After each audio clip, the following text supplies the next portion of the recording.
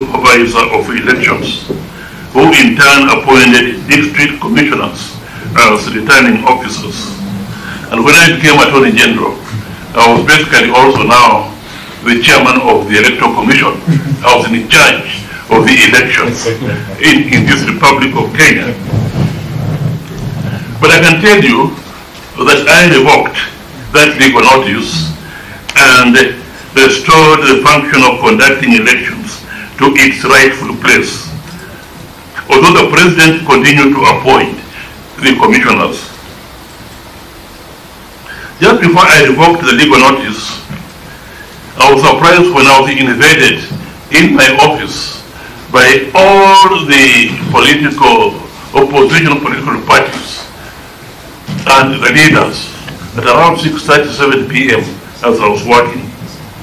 And I believe they came because I was the Attorney General, but also because I was the person in charge of elections. They came with their key supporters. I don't know whether I can, I think most of you are young to us, among the key supporters at that time. I can't think. I think a lot of shock. I think the only one who may qualify is. I don't think I was. This is a timely and godly hour. The one who feels are treated in more university, I think, at that time, or maybe some private school in Mombasa. This was now in May of 1992. All the opposition political parties plus their key supporters came to my office and made it clear to me that I convey to the President that he disbands the Electoral Commission immediately and new members appointed with their involvement. In other words, they wanted to propose members and the President appoints. Of course, the clarion call at that time was no new Electoral Commission, no elections. To cut the long story short, and that would one day appear in my memoirs in an extenso. We discussed up to about 10 p.m. and they agreed on my proposal, which was in accordance with the Constitution as it was then. The proposal was that although the President had no constitutional powers to disband the Commission once appointed, however, the Constitution at that time provided only a minimum of members of the Electoral Commission. So consequently, he could appoint additional members. So I say the way I can help them is through that way, or advise the government. So we agreed that they should go and nominate, give me a list of persons from whom the President can, in his absolute discretion, appoint. I informed them that such persons should not be officials of the political party or any party, or be active members of their party or any party, or be persons known to belong to their party or any party. Furthermore, such persons should be persons of integrity, well respected in society, persons who had retired honorably from public or private sectors, or well-known senior professionals, or persons known for their independence of mind. In short, they should be persons of gravitas. As Nigerians would say, persons of legal luminaries. In view of the constitutional discretion vested in the President, I asked each leader not to give me a list where they have all sat down and agreed, but each leader had to submit a list to me separately. I can tell you, within 2 days, I received from each letter suggesting, in fact, there was no list which had suggested names of other 12. Some had 16, 14, 15, whatever. And the letters, I can tell you, must be there in the Attorney General's office, were actually signed by the leaders, Jaramogi Oginga Odinga, Honorable Mwai Kibaki, Kijana Wamalwa, Martin Shikuku, and so on and so on. At that time, we were dealing with about 9 opposition political parties, but these were the major ones. And the leaders applied their mind to it and produced those lists. That point is going to be important on how a political party can nominate. It should really be at a very high level, under the signature of the president, party leader, and so on. Now, I examined all those letters. I can tell you that 3 or 4 names appeared in nearly all the lists. 3 or 4 names. My memory is going short, but I know Margaret Kenyatta was one of them who appeared in almost all the lists. There was Harry Mule, a former PS Treasury, again, whose name appeared in nearly all the lists. And there were others. I can tell you the president, when I showed him and analyzed the situation, he had no problem whatsoever in appointing the names which were common in all the lists. And that's how the additional names to the Electoral Commission were appointed, in addition to those already appointed by the president earlier. After the IPPG of 1997, it was agreed that KANU nominates for appointment 11,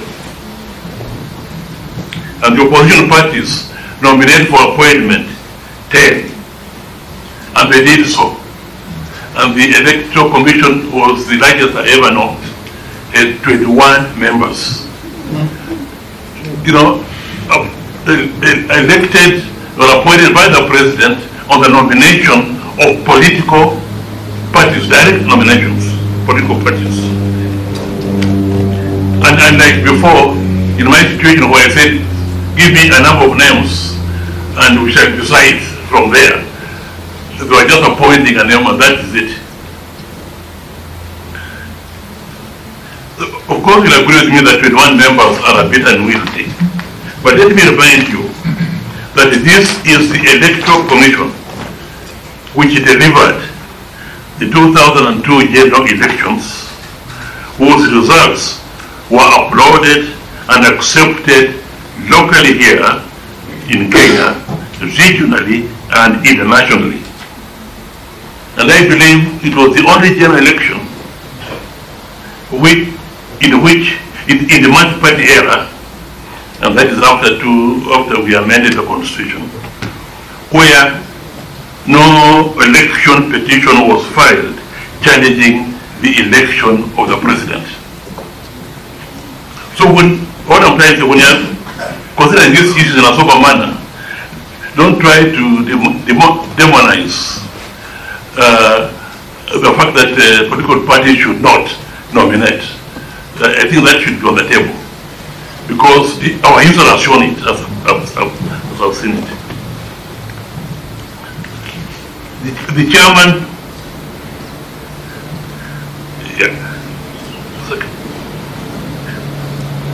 So, I'll mention about the first government control electoral commission, the second commissions nominated by political parties. And now the third is what we have been experiencing since in 2007. The third is the so-called commissions which are expert-based, where the election board, through advertising, interviewing, and selecting the members on merit. This has been Kenya's experience under the new constitution. This looks good on paper and has many points in its favor. However, the electoral commission so appointed have not inspired confidence up to now.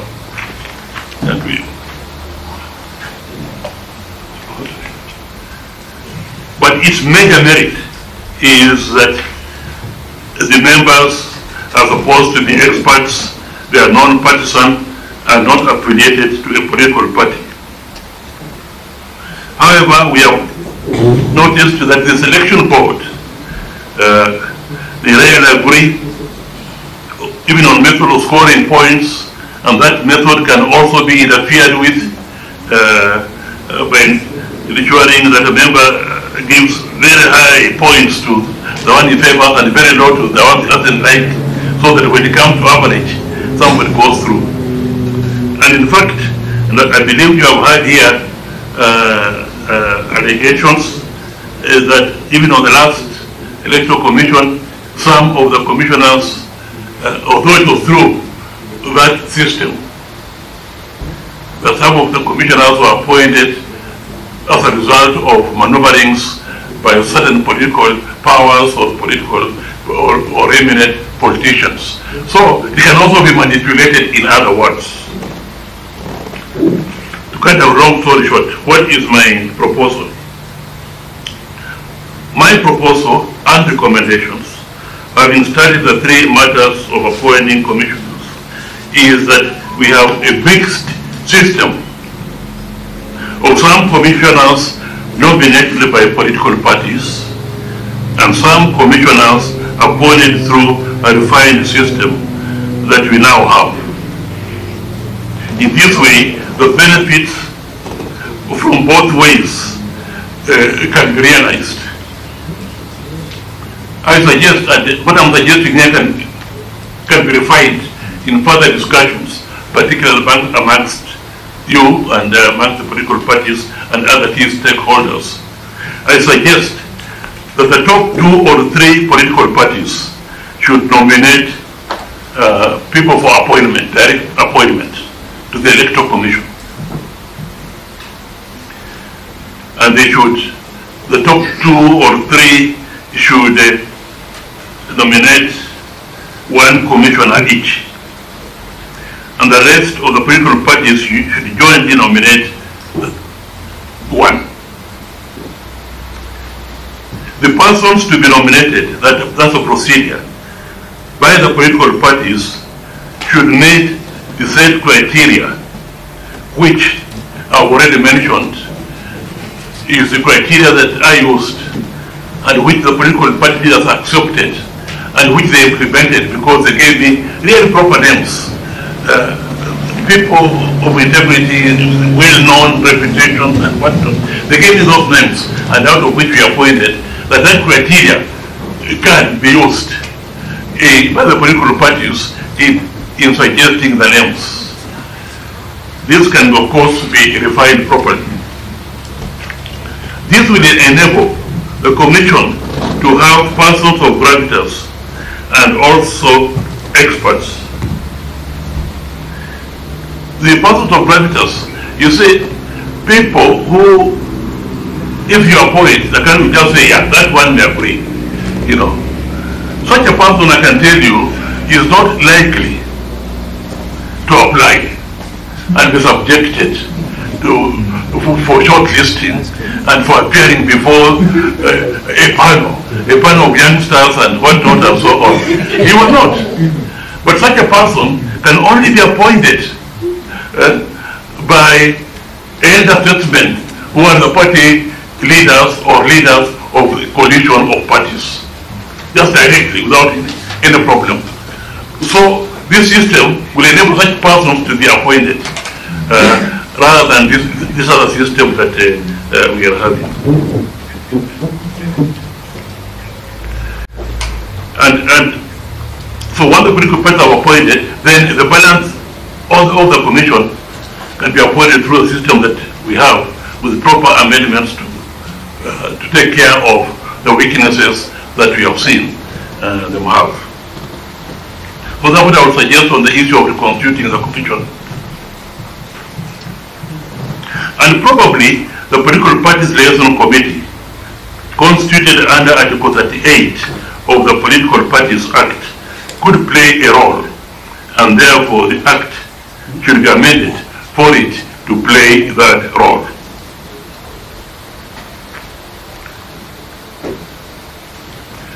The other suggestions I would suggest under this is that we are taking into account the decisions of the Supreme Court in the various election petitions and so on how the EC operates and functions. Some amendments ought to be made to the various laws to make clear that the chairman of the Electoral Commission does not act on his own, but he acts on the decision of the Commission, on a decision that collectively arrived at. And that before even they announce the presidential elections, they must then have looked at Form 34C, which shows the results of the presidential elections, and not just a summary of what the result of each county. That's not a verification, that's not tallying. But that law needs to be tightened so that we are on proper footing. The other point under the, you had me to address you on was audit of the 2022 presidential election. The Supreme Court has exclusive jurisdiction to hear and determine disputes relating to the elections to the office of the President. And his decision is final, Article 142.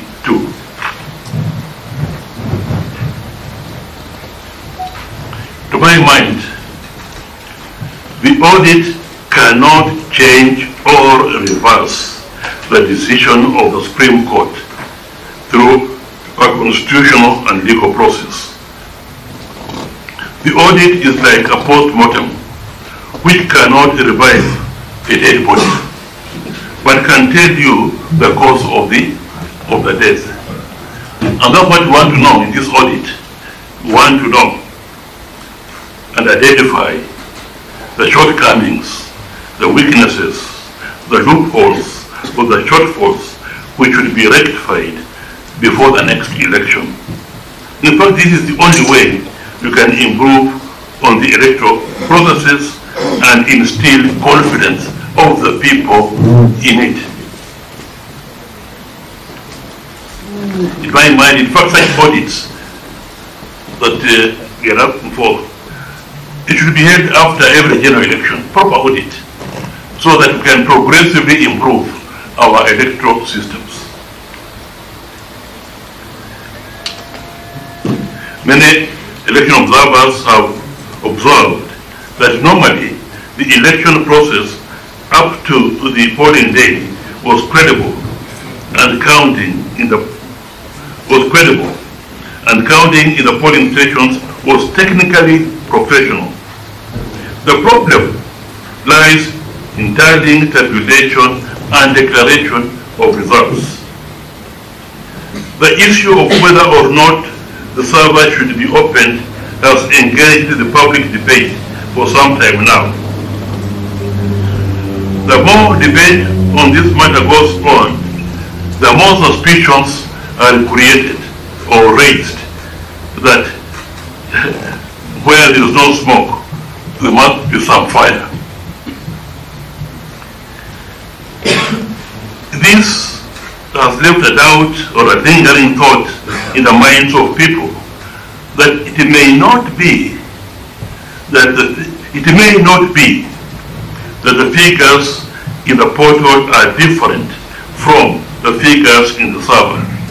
That it may not be, but it could be so.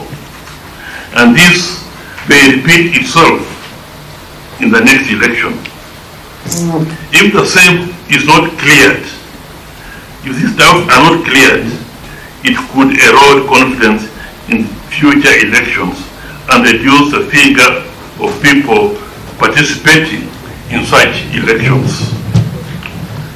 I am therefore recommending and proposing that a law should be enacted to make servers automatically open and accessible to anyone, that as soon as the presidential elections are declared. In other words, as soon as the presidential elections are declared, and that's normally the last to be declared,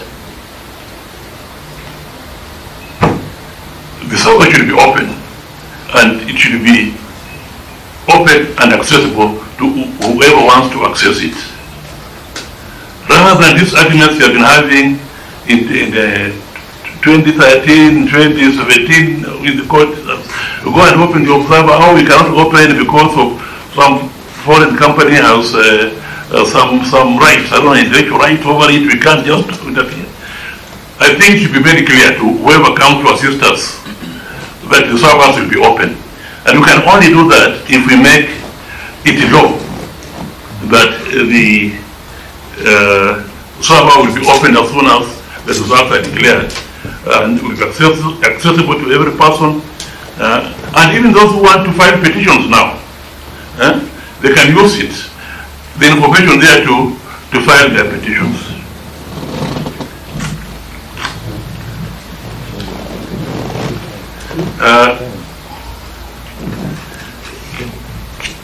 Last, permit me, I'm a Pan-Africanist, and I've been a Pan-Africanist since I was in intermediate school, before I went to Alliance High School in the area of Mweshimiwa. But I've taken notice of the fact that the leaders of the two coalitions which constitute this committee are believers, are also Pan-Africanists and believers in the greater political, economic, social integration of East Africa and indeed Africa region as a whole, as a stepping stone for faster economic development for the benefit of our people. But what I'm going to say again is relevant to Article 43, is relevant to the rising costs, is relevant to stabilizing our economy and making sure that it can take off, can grow at an accelerated pace. In BBI, we recommended an amendment to the Constitution, and we had a new Article 10A, which reads as follows. 10A, regional integration and cohesion. This constitution embraces the goals of African unity and political confederation of the Eastern Africa region as integral towards attainment of sustainable development, prosperity for all, and stability. So I'm recommending to you that you also recommend such a clause in terms of the economic and social rights, that we also have that clause in our constitution. That was my little thing. Now, just for the verbal thing, number one,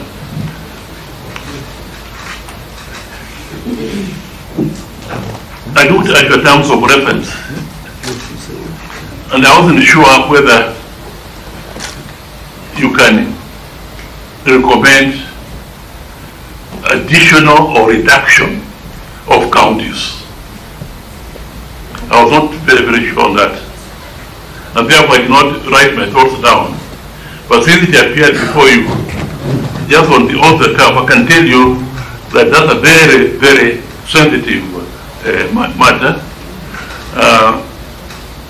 I can say in a sense I was sort of responsible for the 47 counties, because if you followed the arguments at that time, some were suggesting over 100, some were suggesting about 14, some were suggesting 18, and there was no way forward.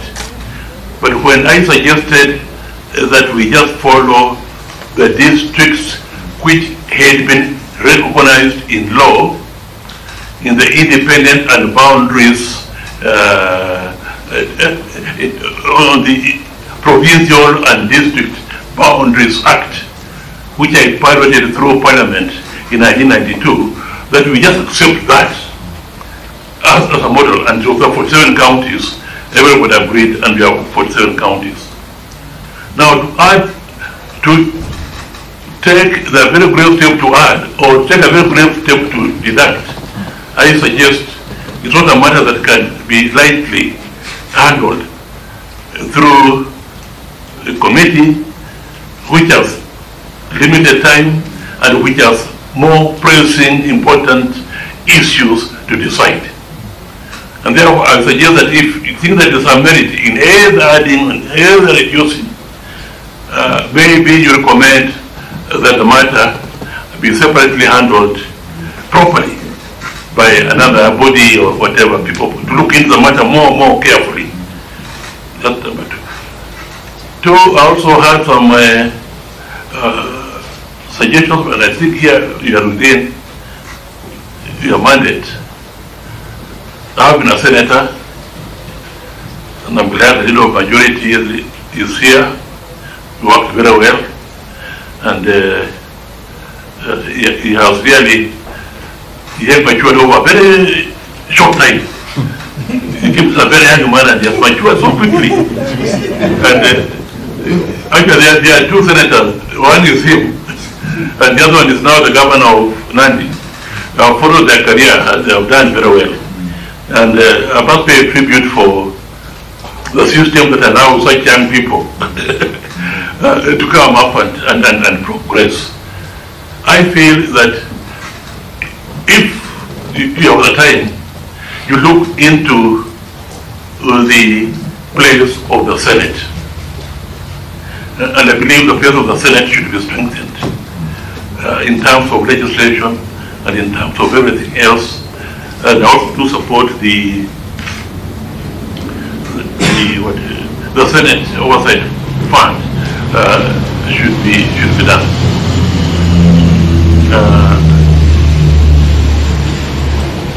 Look again, Abe, on this one, if you so wish, I could write something and hand it over to you within a limited time on how the Senate could be strengthened, because this is really something that's very close to my heart. And I think with that, if there's anything else you want me to address on, I can do it, but those are my initial thoughts. And thank you, Chairman, for being kind to me. He's not interrupting me. When I passed the 10-minute mark, I was looking at you very carefully. But as you know, strong to serve is our motto. Thank you, AJ Emeritus, Amos Wako, and indeed strong to serve. That is why I could not muster the guts to interrupt you. And we definitely benefit from your immense knowledge and experience in government, and also in your later life as a legislator. We'll have a short plenary. Maybe if I may start, before I give someone else. You have spoken to an audit which, in my interpretation, looks like you're speaking about an audit of the process, electoral process, or rather an evaluation of the electoral process as provided for in the Constitution, rather than what you have said, an audit of the election, and I believe election results would be like a post-mortem that you have said is like trying to resuscitate a dead body. Then if it is a process, how would you then propose that that electoral process be evaluated after every election? Because what I've heard you say is that you would want to see a system where there is an evaluation or an audit of the electoral process with a view to improving that process. And I think that's what, in my interpretation of reading of the Constitution, the drafters of the Constitution envisage, that after every election we shall be able to evaluate and see where can we improve on the processes to ensure that we have a credible electoral process. How would you suggest that that be done? By which body? Is it IBC, or which other body would you propose that they do that review of the Constitution? You have also spoken to direct appointments and put a very strong case for direct appointments of commissioners. Where does that sit in view of the new Constitution of 2010? Because granted that the experience you are speaking about is before this new Constitution, which requires that we have a very fair, competitive process where people are given jobs on merit. Where would your proposal then to have direct appointments proposed by party leaders like Honorable Kalonzo Musyoka here, who is a party leader and a former vice president, and Honorable Eugene Wamalwa is also a party leader. They are party leaders who, at least Honorable Eugene's party has, I think, about 5 members of parliament and a number of county assembly members. They are party leaders without a single MCA, a single member of parliament or a senator or any elected official. And I could form a party, like we have given the case example of UDA that we formed about a year before the election, but today is the largest political party. Shall we not be disadvantaging those who are not yet party leaders, those who are yet to form parties, and therefore advantaging the likes of Eugene, Honorable Kalonzo, and other party leaders who already have established political parties? And would that fly directly contra the Constitution in terms of being discriminative? Maybe Your Excellency can go first, then Omar. Who else has Eugene? It's okay. That order. Very good to see you, Attorney General Emeritus. You talk about the school. But I want to humble myself before you and say I was your pupil at Kaplan and Stratton. I like your spirit of regional integration. And of course, that notwithstanding, at some stage I became Vice President, the Attorney General. But that's the nature of things. I know your ability, your commitment to this country. You recall one time you wanted to resign, and I walked up to you and told him, you will not do that in the best interest of this country. You're a man I've seen who has received a lot of beating for being a stickler for the rule of law. 2 points. Like you, and you remember when we had the BBI sittings, I entered appearance and pitched for the role of the Senate. And since we cannot do much other than recommend that this issue be resolved, we heard from I think it was your successor, Professor Gilum Wegai, also pitched for the role of the Senate.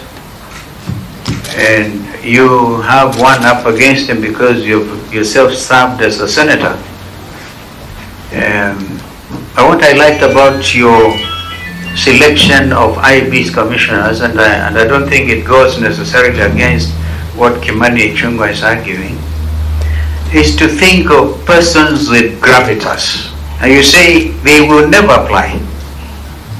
And yet we know these are people who can never be compromised or bought with money. The likes of the late Harry Mole and the first mayor, I think Margaret Kenyatta was, when Mzee Moi that time saw these names, they are not necessarily pro-Kanu, he picked them on your advice. I think the same advice can be given to political parties so that we can get away from this ghost of stolen elections or allegations of stolen elections. So I like that, persons with gravitas, in addition to the experts, because today's expert, look at them, it goes through, by the way, before you came in, the selection panels here, and they were very gracious to the work of this committee, basically open-minded, and we thank them. But this whole thing about people with absolutely no political sense coming in, and they have no feeling whatsoever, and all they do is, and we know, I can tell you, as you know, we've been serious political players in the 2013 election, the 2017, and the 2022, which fall short of what those persons, the gravitas, achieved in 2002. When in fact, the outcome of that election made the whole world say the country with, I think, the most optimistic nation on earth after 2002 was Kenya. And we continue to build on that goodwill, this country will be very far. So, I just want to agree with you on the persons, the gravitas, how you achieve that. Is something that we probably may want to develop with us, and not necessarily the strength of political. By the way, you're very clear, Kimani may not have listened. You say the major 2 or 3 political parties can present lists and the others one. And you can also look at the existing ones. I mean the persons perhaps will be worked upon by the selection panel. And then we end up with a product that can deliver this country to the next level when it comes to political party governance. The first thing the only thing I want you to address, because you didn't address it, because the rest of the points are very clear, in fact, absolutely well thought out, is the fidelity to political parties. This aggression on the party that ends up forming government, and in this case our friends in Kenya Kwanza. You will remember that immediately after elections, Azimio One Kenya had the majority of members of parliament. But there are people in this country who do not believe in political party democracy or decency. They want just to be in government. And they went to government and caused a violation of what was even agreed at that time by way of registered coalitions with the registered political parties. First of all, what would you recommend with regard to the independence and the strengthening of the role of the office of the registered political parties? And again, fidelity to coalitions and coalition arrangements.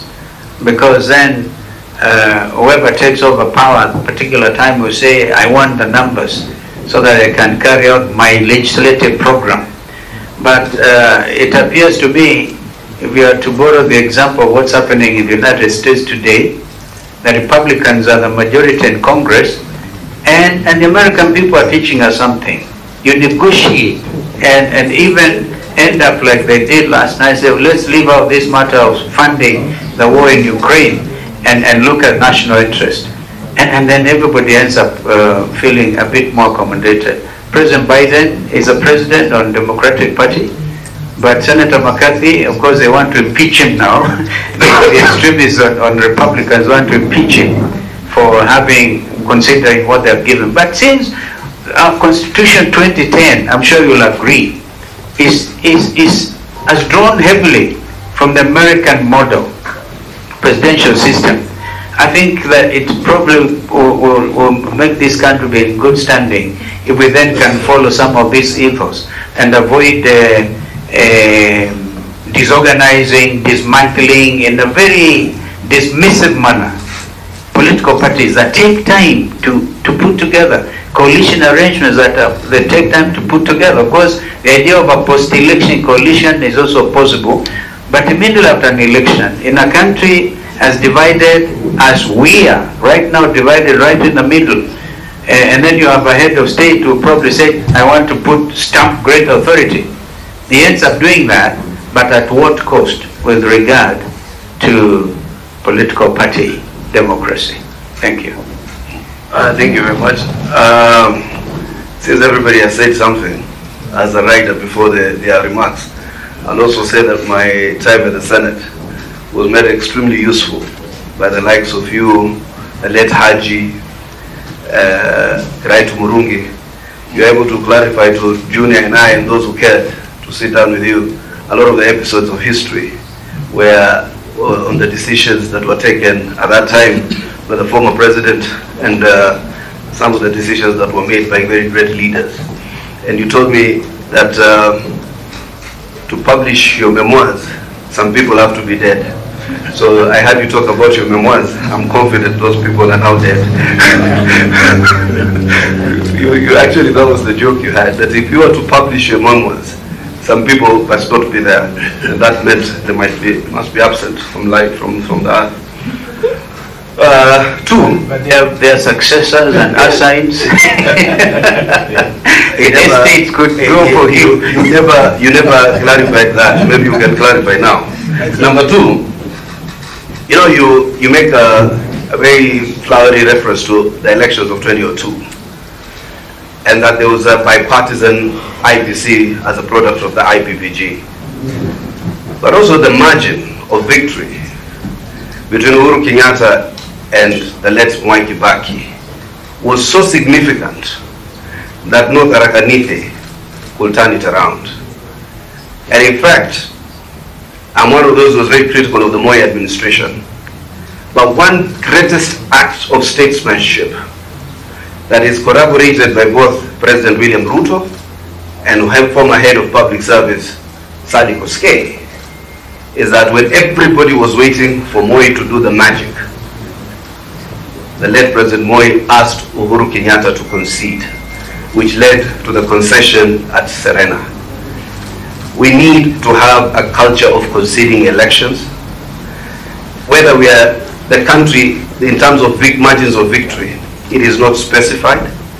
The only constitutional threshold that is required is 50 plus 1 vote and 25% in 24 counties. Americans vote that way every successive elections. Ghanaian presidents win with margins of 50,000 or 25,000. But we have radicalized and weaponized some of our base of supporters to constantly deny to accept victory by always blaming some top technology, some software, some server. Yet it is some of it is in open public gallery for it to be said. The server or the portal was simply a reflection of the server. We have since been informed by our Supreme Court team that the Supreme Court actually in 2022, the day after that you say all elections are contested and all of them read Raila Odinga and others versus, so the contestation has been from one center. But I wanted to ask, I don't know whether you were part of the Supreme Court process of the 2022 elections. Actually, an audit of the server was actually, and we will present it in the deliberations of this committee, was actually ordered by the Supreme Court. Both parties to the suit were actually asked to come. They were taken to those places. Others, even from ODM, had their notes and they wrote, and they all signed onto that report, upon which I'm told it is what informed part of the decision of the Supreme Court. But I totally agree with this proposal that we indeed need to make it law that servers be opened immediately after an election so that we conclude these elections conclusively. We do not need to repeat ourselves constantly that after every election we are putting out some IBC people out of work. We are victimizing and vilifying Kenyans. We are in the lead up to the elections. We are intimidating them. We are kidnapping them. We are murdering them. And those are some of the things we need to look into. But the final thing I wanted to ask: election cannot be the work of only political parties and politicians. I think all these Kenyans here, including the media, those who work in other sectors, are interested in the outcome of these elections. In fact, the politicians are a very insignificant part of the entire electoral process. But I've had Senator Okongo Mgeni ask about it. Are you aware of the Mozambican model, where the commission is appointed on account of party strength? And it is not usually cited as a best practice because it is in the interest of those commissioners in terms of survival to ensure that the party that nominated them continues to win. And that whole idea is also manifest, unfortunately, in the Cherera Four, who, in our view, were appointed in very close to the elections, who I think had a common plan, who now continue to peddle a common theory that is fairly tired about them not having been called into a commission meeting to decide whether to subvert or affirm the popular will of the Kenyan people. So I wanted you to speak to the partiality of these people who are nominated by political parties, who, in my estimation, are more prone to subvert an election than to affirm it. I think those are my. I totally agree with the strengthening of the Senate. It's not only strengthening of the Senate. We must take the courage and deal with this issue once and for all. This is a fallacy. Senate must be the upper house of Parliament. Thank you. Senate, just a minute, must be the upper house of Parliament. How do you get elected in 6 constituencies, 12 constituencies, and then you are told these two houses sit side by side? It's not practical, it's not logical. Okay, thank you. Eugene? Sorry. Before Eugene, sit like a friend of order. Yeah, sort of. But first, let me say my apologies. I came from the Council. You don't need to. We had elections of the office bearers for the Council of Governors. But Chair, I'm just concerned that we, the committee, are taking too long to seek clarifications. Chair, you took about 15 minutes. Hassan has taken 15 minutes. There's a whole list of people. So just out of concern, can we go slow? Thank you. You took long. Could we at least take 2-3 minutes? That point is taken. Cicely, we hear you.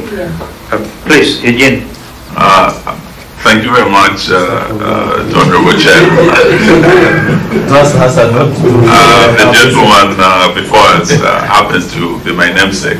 The only thing I blame him for is I think he made the name Amos more popular than Eugene, but his name is actually Amos. Eugene Wako.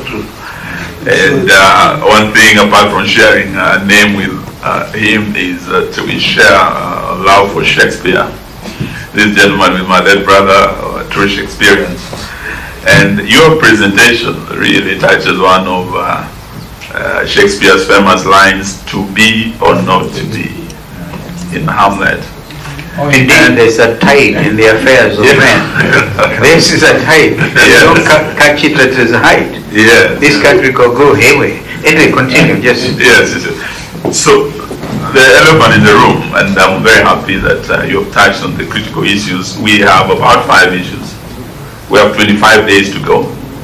And you are not just speaking to us, you are making recommendations in terms of way forward, and I'm hoping our Secretariat is capturing this. And on each issue, you have left us with a clear recommendation. One of those is the issue of to be opened or not to be opened. To be or not to be opened, the service. That has been a hot political potato. But from what you have said today, I think we can pick a very clear recommendation that this matter should be a matter of course after the elections. Servers should be opened in the interest of transparency and accountability, and also to boost public confidence in our electoral processes, equipment, and everything. So it should not even be an issue that should be left for debate. What I wanted to ask, so that we can tap into your wisdom, is the IBC appeared before us, and we're looking at Article 88. So when you look at Article 88, H, 4H, it's very clear that it is the duty of IEBC, that is on page 40 of our Constitution, at the top, the first line, H. It's actually the cardinal duty of IEBC to ensure facilitation of, first of all, observation, and this they have been doing. They have been observers, facilitated, external observers, monitoring. I don't know if you've gotten it. 88 4H. 88 4H. 4. Yeah. In my copy, it's on page 40. The first sentence at the top. Oh, mine is 4H. no, I came with it. Oh my goodness. Are you looking at 88? No, I came with the wrong. Maybe the secretary can help you with the latest copy. But basically, there are three things that IBC is supposed to do to facilitate observation, and observers have been facilitated. To facilitate monitoring, that has been done externally. And from what you're proposing, the issue is evaluation of elections. Where IBC has been doing it, by themselves, and we had asked them whether this is not just self-appraisal. If we were to go by that provision of Article 88 4H in terms of evaluation of the elections, and to take your recommendation, and there are those who came before you who also recommended amendment so that it is provided in our law that there will be that audit done immediately after elections, servers opened automatically.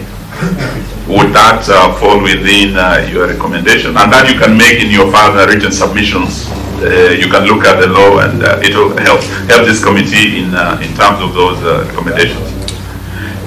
Then the other issue that you have made a very clear recommendation on, and I hope our secretary has captured it. So the issue of counties. That's a very sensitive issue.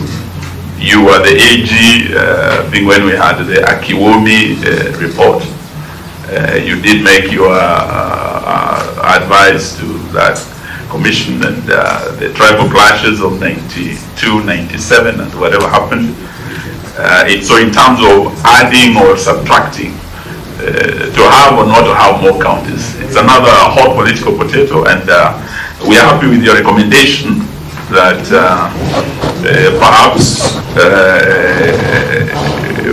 we will not be looking at whether the matter is within our jurisdiction or is beyond our mandate as per the motion passed by Parliament, and therefore recommendation, what I wanted your advice on, maybe when you're making your recommendation, whether that can fall within, of course, the purview of Article 188, where it's required that Parliament handles the issue of creation of new borders, counties and whatever.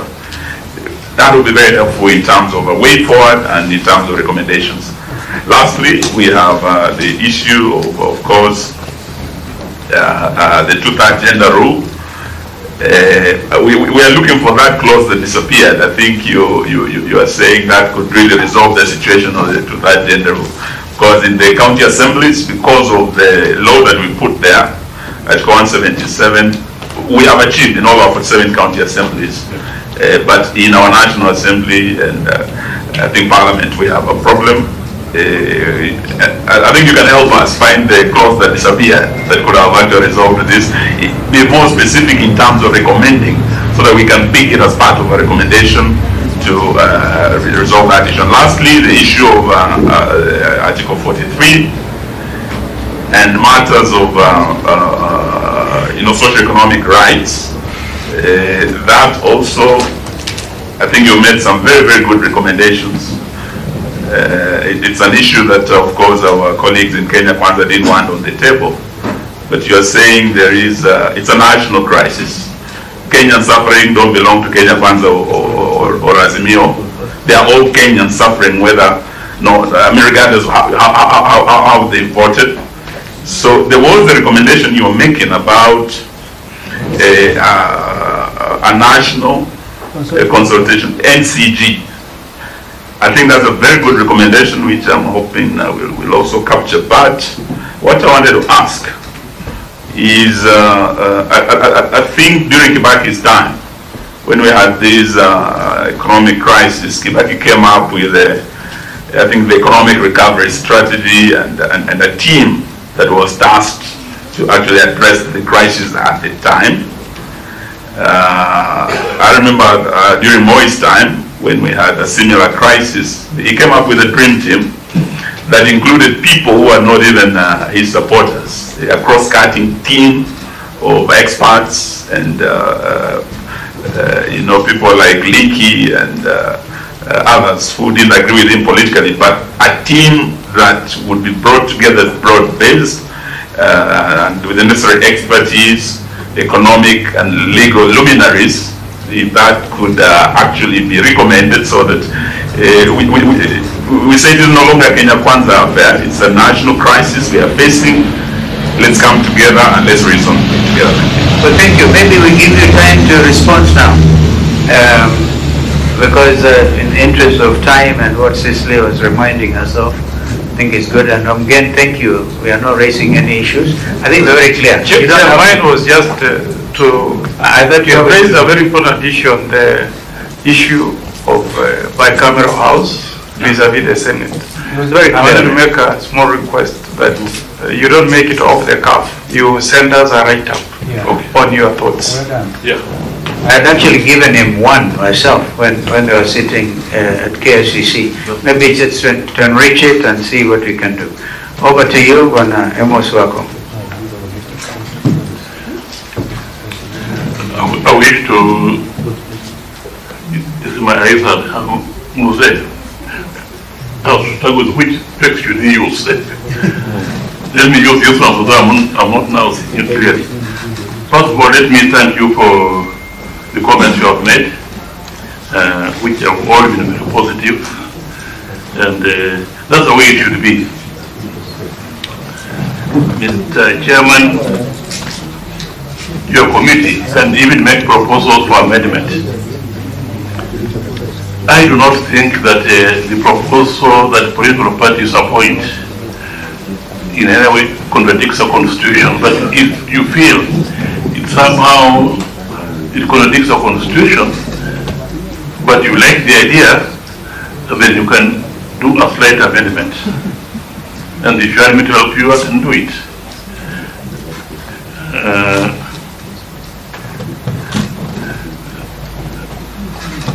Honorable Muchoka, I just wish to confirm that there was a point when I thought I had had enough and I wanted to sign. And actually I had gotten good jobs somewhere. But he came, my friend came. He was, of course, my pupil before he became an advocate. So he was now taking care of his master, both spiritually and whatever. He came and really, with a long discussion, and he convinced me not to resign. And that's why I continued. At that time, continued in the next regime, and continued to make a record of 20 years over as Attorney General. And I'm always grateful to you for that. And that's what I've made. I don't know where I would be now if I had made that decision to quit.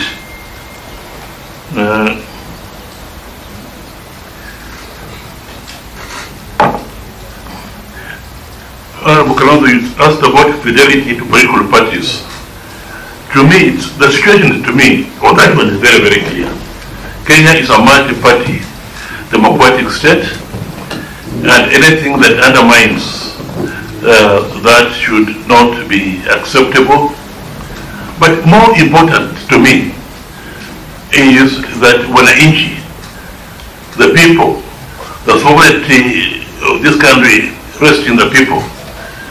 And the people, you have gone to them and you have said that I'm now in this party, these are my programs, and on the basis of that, they have elected you. And maybe you decided to stand on that party because you knew that party was popular in that area. And therefore, for you to be elected, you must be a member of that committee. So you are going there under false pretenses to be elected, and then soon after election to go somewhere else. That is the exception to the people of this country. And we should be very firm on it. I agree with my reasoning. If you go to the parliamentary record, what Tom Boyer said when in the parliament when they brought up that law that if you resign from the party which elected you, then you must go back to the people and have a by-election. I agree entirely with what Thomas Joseph Boyer said. You should have the courage just to resign and go, rather than say, I will not go, I'll use the processes of the tribunal or the court and so on. And by the time they decide, my time will be over. About such statements being made, and really, that is arrogant impunity of the highest order. For you to sort of agree, I've left, and you are now on the other side, and then you say, but nothing will happen to me because I'll use the system to stay where I am now until the next election. You know, it's a gross abuse of the system that is there. And such approach should be discouraged completely to me. So, we should make it easier for such people to resign, and not make it not so much for such people to resign, but we should make it easier for the institutions that deal with such matters to make quick decisions, and if there need be a by-election, let it be a by-election, rather than boasting that you are going to use the courts, the tribunals, and so on, which will take you round and round until the 4 or 5 years are over. Really, all of us around this room, we should detest that type of approach to our politics. We are not maturing enough. We should, by now we should have matured enough. Not even to say that should be an embarrassment to yourself. And they say so again with the pride. This is wrong. This is the rotten part of our Kenyan politics is really that. So I think I've answered you, Mshoka, that one. Dr. Numari, yeah, thank you very much. We have been together for many years, Safari Park particularly, and so on. And the comments you made about 2002 elections, the margin of victory was such that they could not be tampered with. Who tells you that? I've been in the system. If I wanted to tamper with that, I would have done it. We have a recent example here in Gabon. Gabon, what happened? Did the Electoral Commission announce so and so has won, but when they opened the server, what happened? And yet the result of the election announced in Gabon, the gap was so wider than the 2002 elections. I think it was something like 17% versus 7%, but they had done it. I'm just saying this to give credit. Let's give the credit where it is due, that the Electoral Commission did a good job in that election and announced the results which reflected the wishes of the people of Kenya. And that Electoral Commission was actually composed of people, commissioners, nominated by political parties of the day, and therefore it's possible. Now, when you say that people made by parties will be partial and so on, yeah, it's true. But you see, if you don't give political parties, particularly the 2-3 big ones, that chance to nominate their own people, if they have to go into the system of maneuvering, manipulating the selection system to make sure that the person is there, the type of person they'll nominate will not be a person of gravitas. It will be a sycophant, and therefore he'll be influencing, he'll be there to disturb the situation and so on. So that's why it's good just to accept the situation the way it is. Say, you are the big guys, not nominate. But they should be people of gravitas, and they will do so, rather than making them go under the table, manipulating, and making sure that their sycophants are nominated. This question. But anyway, thank you very much for putting order in the discussions. I can tell you that Cecil Maria is the governor of Embu. We also have a claim on her in Busia. Yes. So we are very proud of her in Busia also.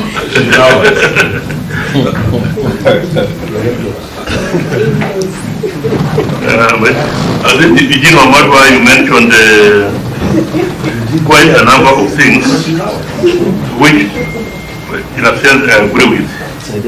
Actually, it was agreeing with my recommendations, but also suggesting a few things. This Article 88.4H, I think it can be used, but it will be useful if there was a clear clause to say that after every general election there will be that opening. Yeah, very clear, rather than just a general.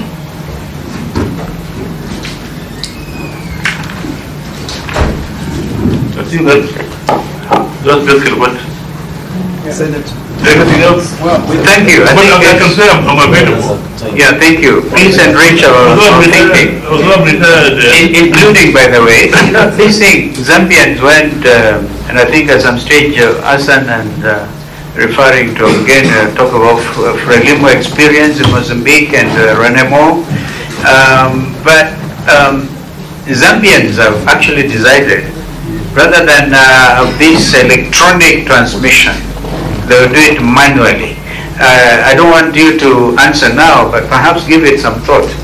Give it some thought. But then you didn't answer whether you were in that petition as one of the lawyers in the Azimio. Which one? The Azimio petition. No, I was not. He wasn't. Honorable Co-Chair, just to thank the Honorable Attorney General Emeritus. He's actually flown in from, he was out of the country at a family tragedy. And he just flew in for this. And we must really, really appreciate. And we've taken up a lot of your time. In fact, speaking from your brains, we should have paid you your hefty fee notes. But because of the patriotism and your colleague, Honorable Gidu Muigai, was here also, this committee benefited greatly. We hope the sitting AG will also have time to come and, you're adding value to our process. Thank you. Thank you so much, my pupil master.